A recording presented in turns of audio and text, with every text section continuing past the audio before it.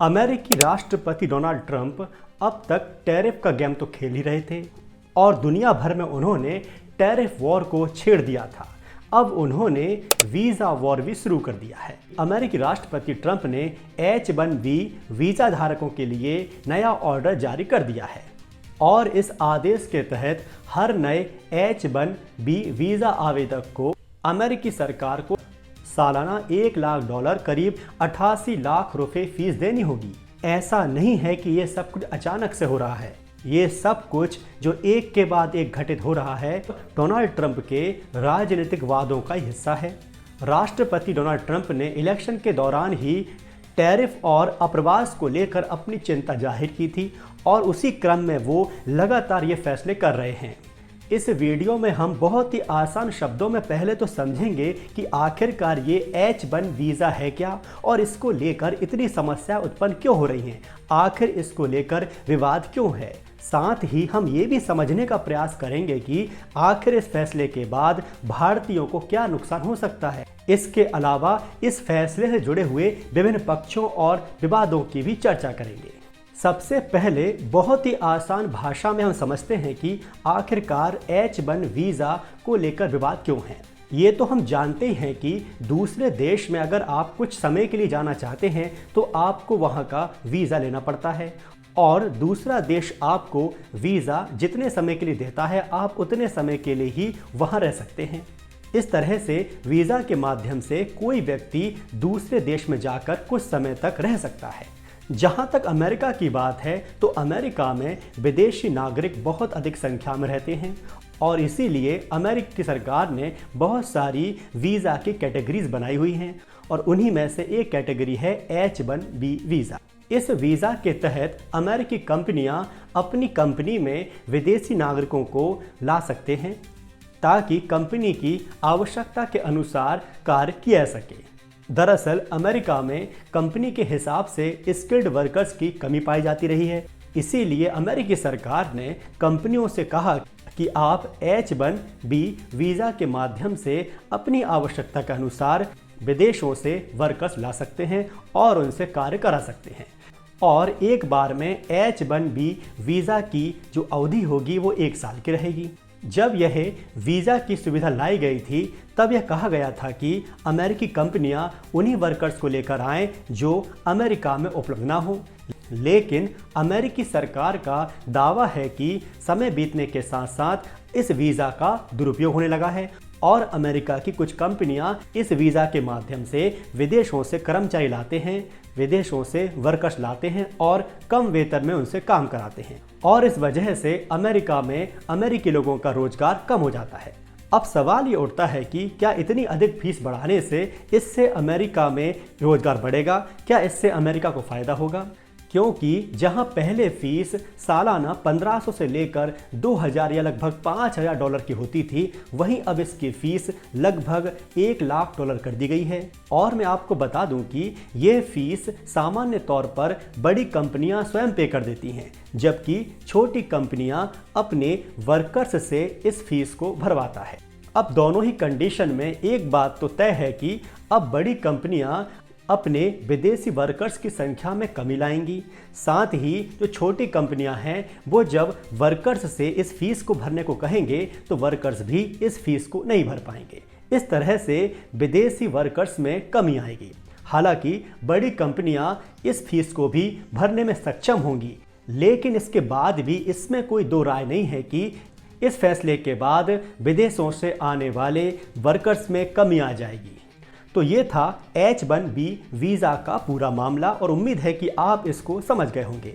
अब हम इसके विभिन्न पक्षों की बात करते हैं, क्योंकि अमेरिकी राष्ट्रपति ट्रंप ने H-1B वीज़ा धारकों के लिए नया ऑर्डर जारी कर दिया है और इस आदेश के तहत हर नए H-1B वीज़ा आवेदक को अमेरिकी सरकार को सालाना $1 लाख करीब 88 लाख रुपए फीस देनी होगी और यह नियम आज मतलब 21 सितंबर 2025 से लागू होगा। आपको बता दूं कि अमेरिकी सरकार हर साल विभिन्न कंपनियों को 65 से 85 हज़ार H-1B वीज़ा उपलब्ध कराती है, जिनकी मदद से कंपनियां विदेशों से कुशल कामगारों को नौकरी दे सकती है। इसके अतिरिक्त एडवांस डिग्री धारकों के लिए अमेरिकी सरकार की ओर से 20,000 अतिरिक्त वीजा कंपनियों को दिए जाते हैं।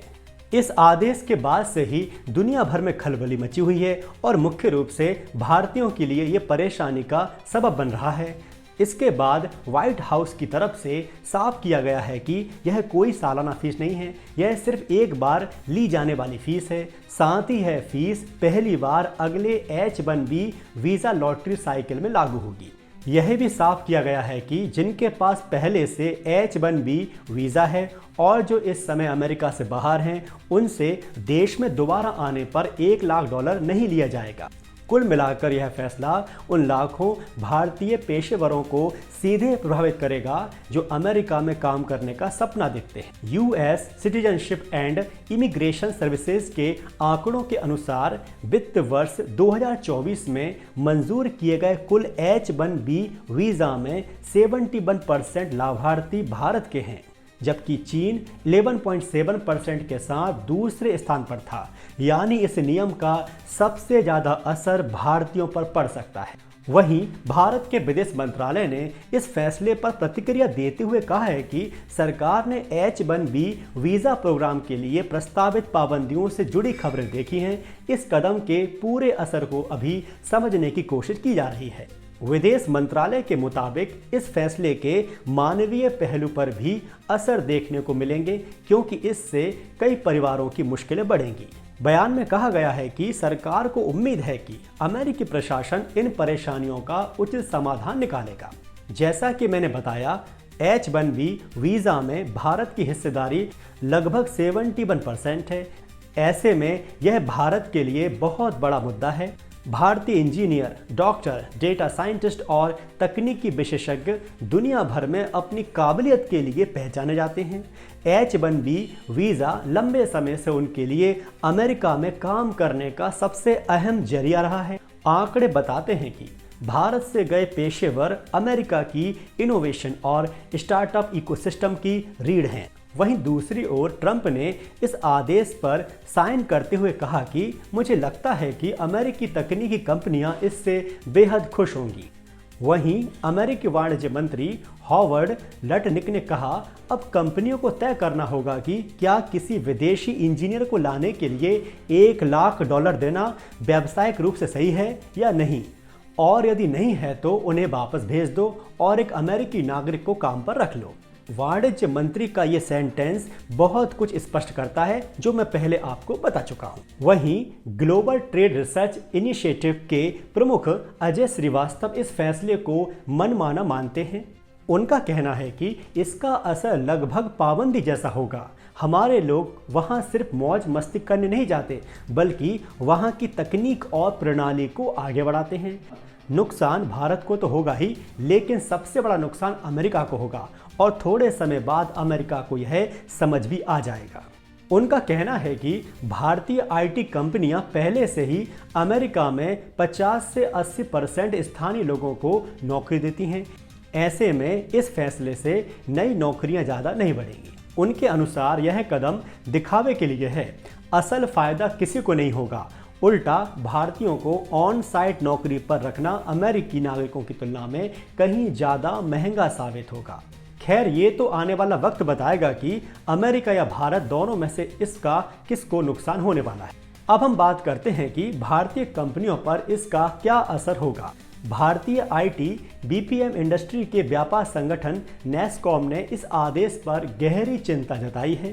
संगठन ने अपने बयान में कहा है कि इस तरह के बदलाव अमेरिका के इनोवेशन और एम्प्लॉयमेंट ढांचे पर असर डालते हैं। इसका सीधा प्रभाव उन भारतीय नागरिकों पर पड़ेगा जो H-1B वीज़ा पर अमेरिका में काम कर रहे हैं। नेस्कॉम का कहना है कि भारतीय तकनीकी कंपनियों के लिए यह बड़ी चुनौती है, क्योंकि अमेरिका में चल रहे ऑन साइट प्रोजेक्ट प्रभावित होंगे और क्लाइंट्स के साथ नई व्यवस्था करनी होगी। संगठन ने फैसला लागू करने की समय सीमा पर सवाल उठाते हुए कहा, आधी रात से लागू होने वाली एक दिन की डेडलाइन व्यवसायों, पेशेवरों और छात्रों के लिए बड़ी अनिश्चितता पैदा करती है। आपको बता दूं कि भारत की बड़ी आईटी कंपनियां जैसे TCS, इन्फोसिस और विप्रो लंबे समय से H-1B वीज़ा पर निर्भर रही हैं। वहीं दूसरी ओर मल्टीनेशनल कंपनियां जैसे अमेजॉन, माइक्रोसॉफ्ट, एप्पल और गूगल भी भारतीय एक्सपर्ट्स पर भरोसा करती हैं। और आंकड़ों के मुताबिक इन कंपनियों ने सबसे ज़्यादा H-1B वीज़ा हासिल किए थे। एक बात तो स्पष्ट है कि इतनी बड़ी फीस लागू होने से भारतीय कंपनियों के लिए अमेरिका में प्रोजेक्ट चलाना मुश्किल हो जाएगा। एक फैक्ट ये भी है कि अमेरिका में 5 साल अनुभव वाले IT मैनेजर को 1,20,000 से $1.5 लाख मिलते हैं, जबकि H-1B पर 40% कम और भारत में 80% कम वेतन मिलता है। ऐसे में इतनी भारी फीस के चलते कंपनियां अपने काम को भारत से ही रिमोट तरीके से करवाने पर जोर देंगी और इसका सीधा मतलब है कम H-1B आवेदन, स्थानीय स्तर पर कम भर्ती, अमेरिकी क्लाइंट्स के लिए महंगे प्रोजेक्ट और इनोवेशन का धीमा पड़ जाना। चंडीगढ़ स्थित वीज़ा नाउ सर्विसेज के मैनेजिंग डायरेक्टर रुपिंदर सिंह कहते हैं, अगर यह आदेश कानून बन गया और कोर्ट में भी टिक गया तो भारतीय पेशेवरों का सबसे ज़्यादा नुकसान होगा। अमेरिका जाने का रास्ता लगभग बंद हो जाएगा। ना सिर्फ भारतीय बल्कि अमेरिका की अर्थव्यवस्था को भी इससे झटका लगेगा। वहीं नीति आयोग के पूर्व CEO अमिताभ कांत अलग राय रखते हैं। उन्होंने एक्स पर लिखा, डोनाल्ड ट्रंप की $1 lakh H-1B visa fees America के इनोवेशन को रोक देगी और भारत को तेजी से आगे बढ़ाएगी। ग्लोबल टैलेंट के लिए दरवाजे बंद करके अमेरिका पेटेंट, इनोवेशन और स्टार्टअप्स की अगली लहर को बेंगलुरु, हैदराबाद, पुणे और गुरुग्राम की तरफ धकेल रहा है। भारत के बेहतरीन डॉक्टर, इंजीनियर, वैज्ञानिक और इनोवेटर अब भारत की प्रगति और विकसित भारत की दिशा में योगदान देने का मौका पाएंगे। अमेरिका का नुकसान, भारत का फायदा बनेगा। अमिताभ कांत के इन शब्दों में बहुत कुछ सच्चाई भी छिपी हुई है और भारत को इस आपदा को अवसर में बदलने का मौका तलाशना चाहिए।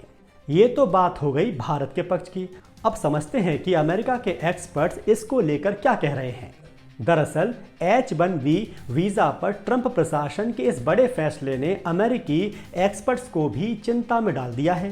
कई एक्सपर्ट्स का मानना है कि इतनी भारी भरकम फीस से न केवल विदेशी पेशेवर प्रभावित होंगे बल्कि अमेरिकी इकोनॉमी और रोजगार पर भी नेगेटिव इम्पैक्ट पड़ेगा। केटो इंस्टीट्यूट के director of immigration studies David J Bier ने एक्स पर लिखा, अमेरिका के इतिहास का सबसे एंटी लीगल इमिग्रेशन प्रशासन लगातार देश की समृद्धि और स्वतंत्रता को खतरे में डाल रहा है और अमेरिका के सबसे कीमती कर्मचारियों पर रोक लगा देगी। यह बिल्कुल अकल्पनीय है। उनका मानना है कि यह कदम अमेरिकी कर्मचारियों को ही नुकसान पहुंचाएगा क्योंकि इससे उनका वेतन कम होगा और कीमतें बढ़ेंगी। तो ये था H-1B वीज़ा के फैसले के बाद पक्ष और विपक्ष दोनों ही पक्ष से एक बात तो स्पष्ट है कि यह फैसला अमेरिका के लिए भी आत्मघाती साबित हो सकता है, लेकिन इसके लिए भारत को उचित रणनीति बनानी होगी। अब समय आ गया है कि भारत से विदेश जाने वाले एक्सपर्ट्स को, इंजीनियर्स को, डॉक्टर्स को, साइंटिस्ट को भारत में ही रोका जाए और उन्हें भारत में ही अच्छा रोजगार दिया जाए ताकि वे अपनी सेवाएं भारत में ही दें और भारत को ही समृद्ध बनाएं। इसके लिए भारत सरकार को बड़े स्तर पर रणनीति बनानी होगी ताकि हम अमेरिका को इस फैसले का उचित जवाब दे सकें। इस फैसले को लेकर यदि आपके कोई विचार हो तो कमेंट बॉक्स में जरूर लिखिएगा और मुझे बताइएगा कि आप इस बारे में क्या विचार करते हैं।